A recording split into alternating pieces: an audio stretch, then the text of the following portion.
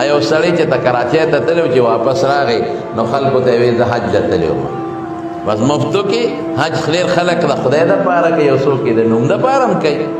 یو سړي نوم لږ ګډ وډ و نو خلکو به ورته ګډ وډ نوم اخېسته لاړ حج ته چې راغی بیا ورته خلکو ګډ وډ نوم اخېسته وی خدای م تباه کړه ما لکونه روپۍ ولګولې اوس هم راته حاجي صاحب نه وایي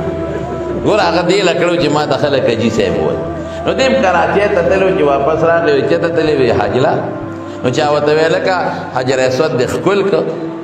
نو هغه دا خیال و چې د حجر اسود هلته کې څوک د اوږدو جامو خاوند چې ته څوک غټ عربي شیخ دی وی حجر اسود دې ښکل کړم ښکله وی ښه مدېدار ما هم ښکل کړه زه یې هم ښکل کړم او راته غاړه ووته خو زه لکه حجر اسود درته غاړه وته ربیثه نو خلکو وخندل داسې دوه کسانو نو د هغوی جنګ شو یو بل سره یو بل سره جګړه په دې شوه یو وی د اختر د مینا په دې ورځ به قرباني مخکې کوو او بل وی نه دا جمرات چې خلک ورته شیطانان وي دا به مخکې ولو نو یو وی نه قرباني به مخکې کوو وروسته به شیطان ولو هلته مینا کې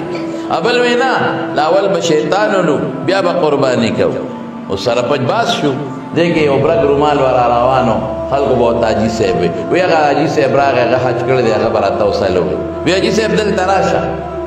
چې راغی وی حاجي صاحب تا خو حج کړی دی که نه هغه هم داسې جغه وواله یو وی دا د منا کې د اختر په ورځ به قرباني مخکې کېږي په شیطان به مخکې ولو نو هغه ته څه پته وه هغه حج نو کړی نو هغه هوښیار و دا سټې وګرو یاره وی ما سره دغه دی خبرې مه کوه بیا ماله جړا راځي